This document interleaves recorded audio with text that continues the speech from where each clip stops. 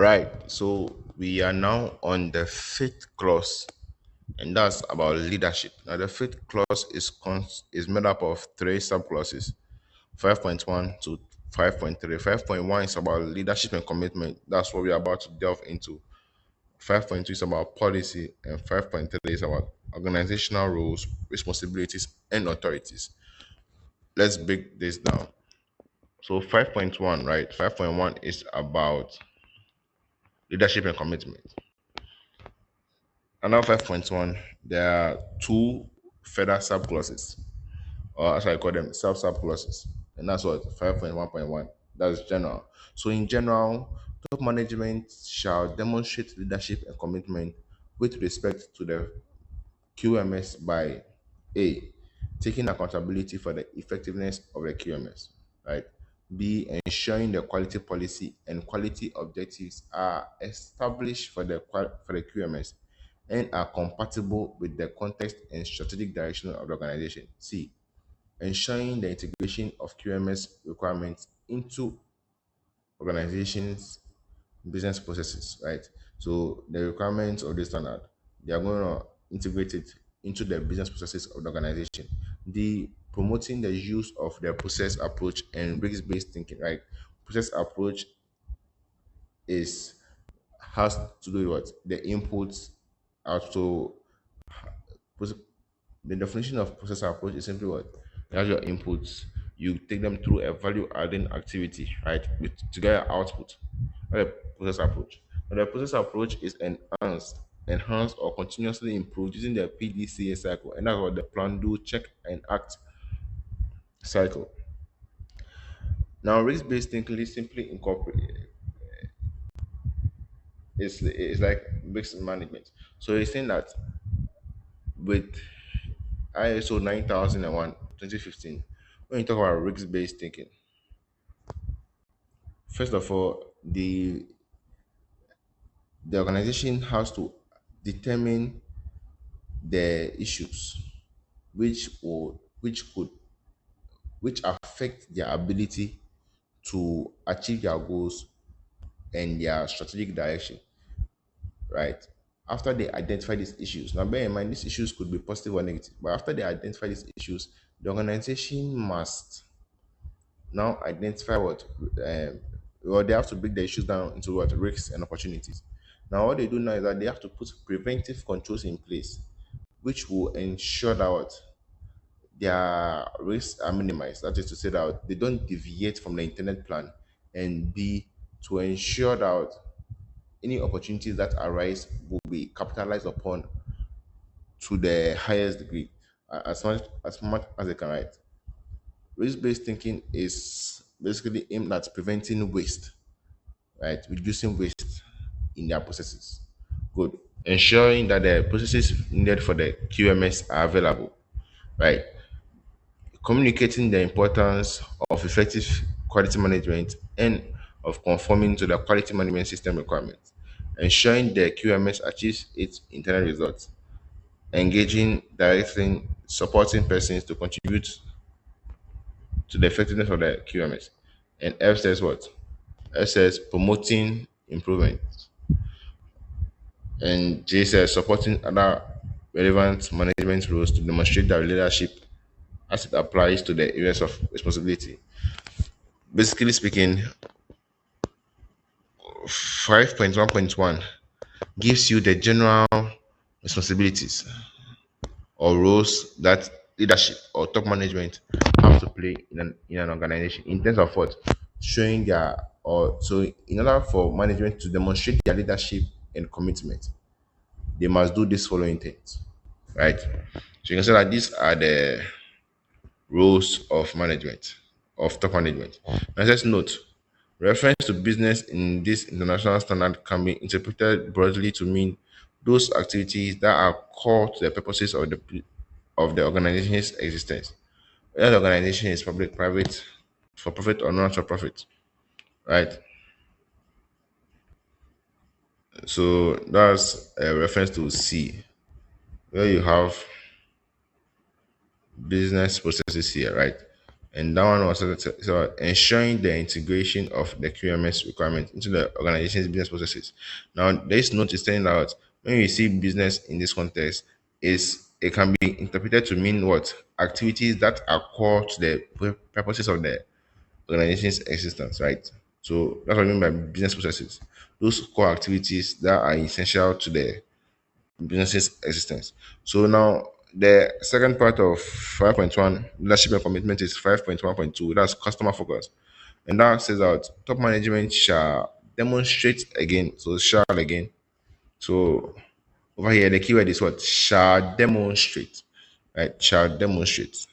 See, you always have to pay attention to these keywords. So with it, so 5.1 is about demonstration. Shall demonstrate.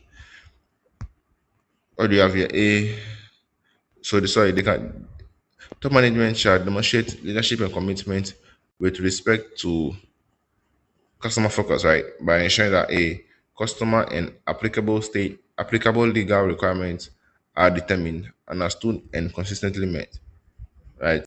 So they meet their requirements. But that's how top management can demonstrate commitment and leadership to customer focus by ensuring that the customer and legal requirements are determined, first of all, understood and consistently met.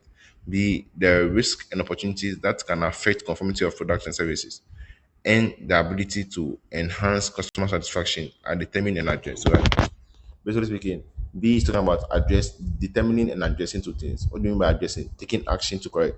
That's why the PDCA cycle comes. That's why I said about this standard incorporates process-based approach and risk-based thinking, risk-based thinking in its approach. Right. So first of all, they have to determine what risks and opportunities that can affect the ability to meet that the ability to conform to the product and service requirement, and also the ability to enhance. They must also what determine their ability to enhance customer satisfaction. When you do that, they also have to what address these concerns or these things that they have identified. Obviously, to take action on them, to implement them. See, the focus on enhancing satisfaction is maintained. Right? That's another way that top management can demonstrate their leadership and commitment with respect to customer service. They can ensure that the focus on enhancing the satisfaction of the customer is maintained at all times. Excellent. What do we have here? So the next one is 5.2. 5.2 talks about policy. Right. So under 5.2, we have furthermore two further sub clauses. Right. Now policy says what? So 5.2 policy, right? Now 5.2.1 says what? Developing the quality policy, and 5.2.2 says what? Communicating the quality policy. So we are doing two things here. First, we are developing the quality policy, and secondly, the organization is being required to what communicate this quality policy. So 5.2.1 says what? Top management, top management shall for me, right? Top management shall establish, implement, and maintain a quality policy, right?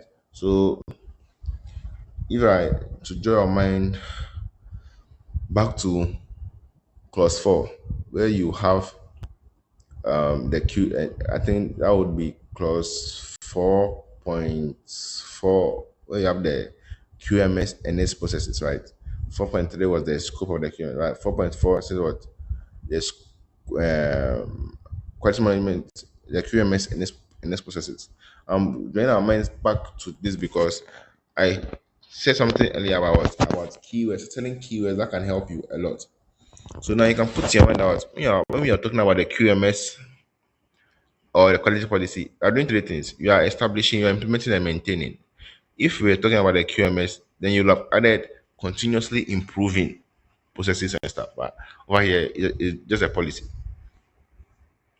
right? So, top management shall establish, implement, and maintain a quality policy. That's A. So first of all, they have to implement a quality policy. That's right. So now you're coming to look at what goes into that quality policy. So the things that I seen over here, from the sorry, from A to D. That's what I want to know. So top management, A says what? Top management shall How am I reading this again? A is appropriate to the purpose and context of the organization and support a strategic direction. So the quality policy that they are going to establish, implement, and maintain has to be appropriate to what the purpose and context of the organization and support its strategic direction. B. Provide a framework for setting quality objectives. C. Includes a commitment to satisfy applicable requirements. D. Includes a commitment to continual improvement of the QMS. Are you seeing the elements come together here? So let's try and justify our inclusion a bit and see if you are learning something. So, by the way, that's your keyword shall. This is a requirement. So, what is the organization supposed to do? Or top management in organization is supposed to what? Is required to establish, implement, and maintain quality policy. Right? Now, this quality policy they're talking about, first of all, I said that the quality policy is supposed to be appropriate to the purpose and context of the organization. Where can we find the context of the organization? That's what clause 4 point. Clause 4, basically, and support its strategic direction. B. Provides a framework for setting quality objectives. Quality objectives, we are yet to see that in the coming clauses. C. Includes a commitment to satisfy applicable requirements. Now, this is mentioned quite a number of times. Right? I think so far at various points in time we mentioned, applicable requirements and stuff. The so the applicable requirements fall under two categories. I think that's why you have the customer and you have the legal and regulatory, right? On the sorry, the statutory and regulatory or legal. Good. Um, this says what includes a commitment to continual improvement of the QMS. All right. So then moving on, we go to the next one, the 5.2.2. So after they have developed the quality policy, and they have to communicate it, right.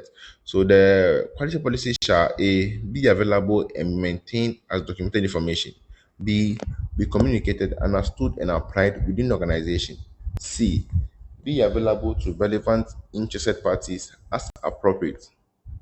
Right. Good. So that's really really straightforward. Also, let's try and recap a bit. When we talk about be available and maintain as documented information, we start recurring a lot of times, right? So perhaps for the sake of communication, this is why we also document information, right? B, be communicated, understood, and apply within the organization. And then C, be available to relevant interested parties as appropriate. So where did we talk about relevant interested parties? That was what? Clause 4.2. Good. So the last one for this clause, 5.3, speaks about organizational roles, responsibilities, and what? Authorities. And that goes like this. So top management shall, so there you have it. Our keyword shall what? Yeah, that's too much. So top management shall ensure the responsibilities and authorities for relevant roles are assigned, communicated, and understood within the organization. Right. So that's the first one. Basically speaking, what management, you have to make sure that responsibilities and authorities, right? The roles you play and who is responsible for which role or which task, for the relevant roles. You assign them, you communicate them, and they must be understood within the organization. Top management shall assign responsibility and authority for, right? So these are the things that they have to assign the responsibility and authority for. A, we have what? Ensuring the QMS conforms to the requirements of this international standard. We have B, ensuring that the processes are delivering their internet output, right? So B, ensuring the processes are delivering their internet output. Then there is the C, which is what? Reporting on the performance of QMS and on opportunities for improvement. C, 10.1. in particular to top management. So let's take the C again. The C send out top management shall assign the responsibility and authority for reporting on the performance of the QMS, right? So the QMS performance, when you're reporting on it, they have to what assign responsibility and authority for that. And also on opportunities for improvement. So improvement is the last clause. So that's why I said C 10.1. So when you get 10.1, you say that this thing that I'm talking about has been stated over there as a requirement. That's why you have this normative reference going back there. D. Ensuring the promotion of customer service of customer focus through the organization. Where did you see customer focus? That was 5 point what? 3. No, 5 point was it 3? No. 5.1.2. Yeah. Um E says what? Let me move this so you see. Ensuring that the integrity of the QMS is maintained when changes to the quality management system are planned and implemented. So over here, that is about clause 6. We'll get into that soon. So um and the clue here is what changes to the QMS are planned and implemented. Right. So thank you. I'll see you in the next one.